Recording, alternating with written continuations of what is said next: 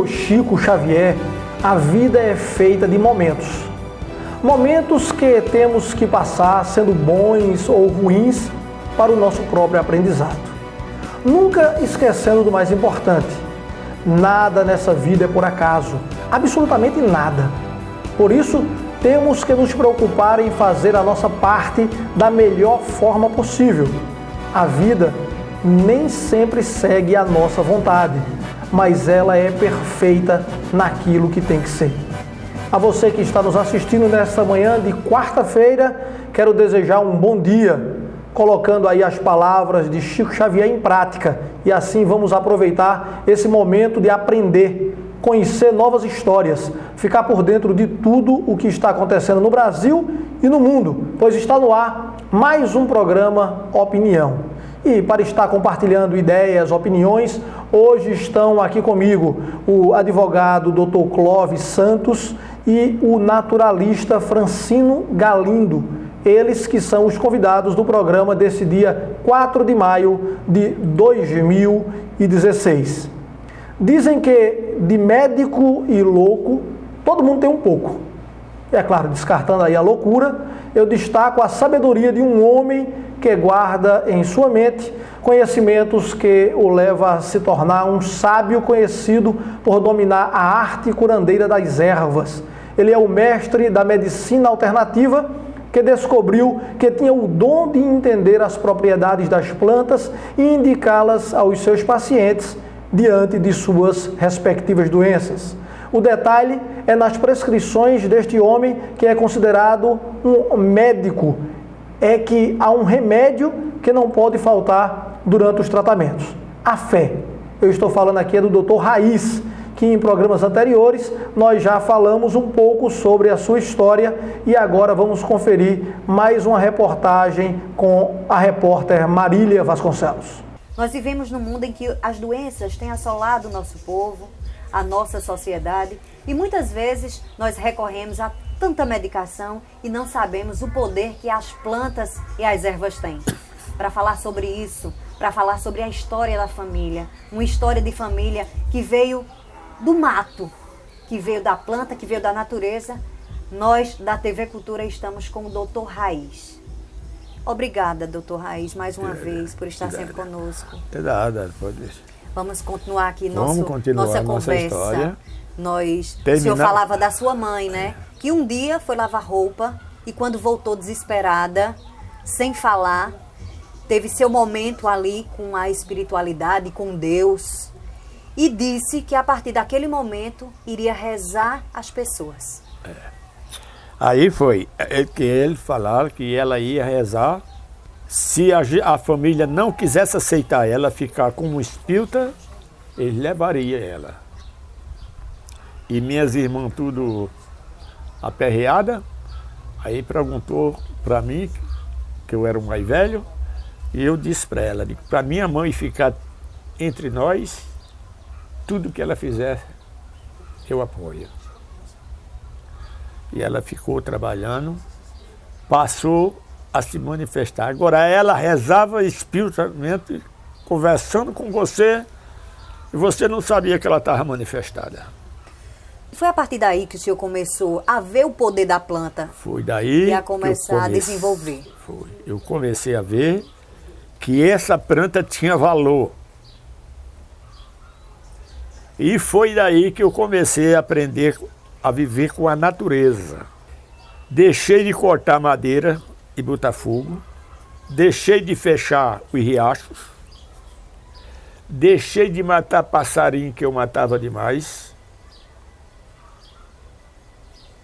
Matava para alimentar, mas tinha momentos que eu fazia até excesso.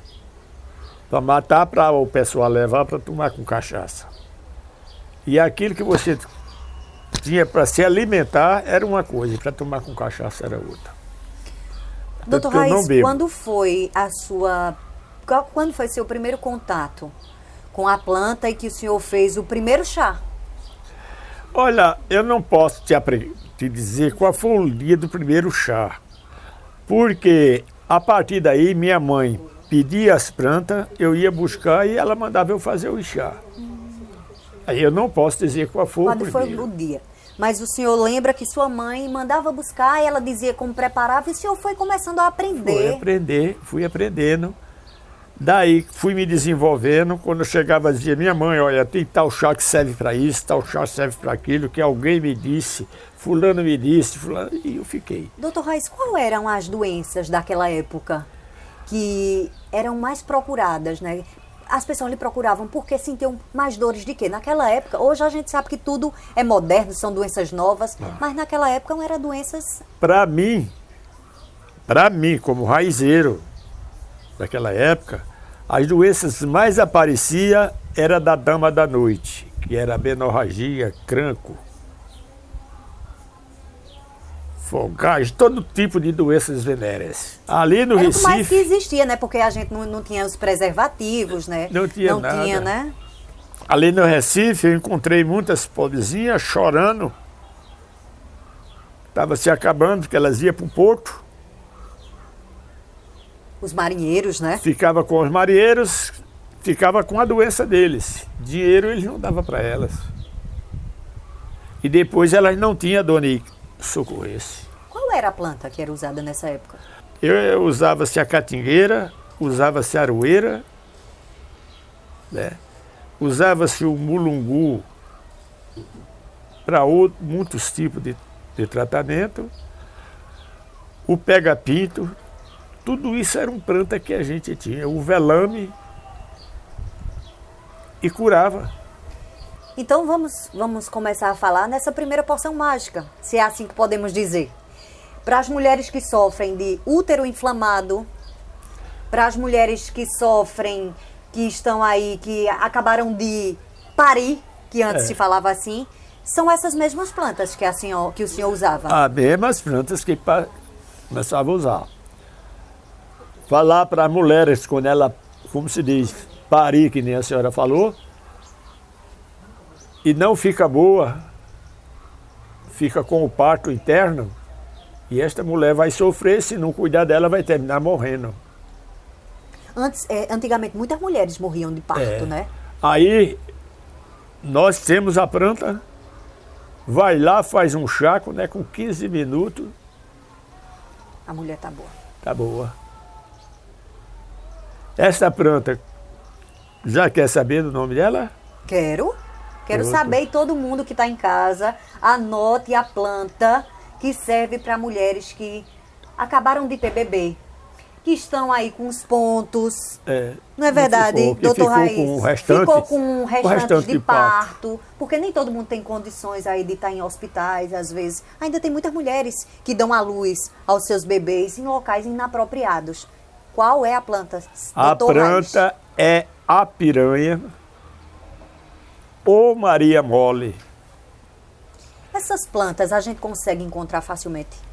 Não consegue hoje facilmente porque o homem acabou com tudo. Mas ainda encontra com um bocado de cantos.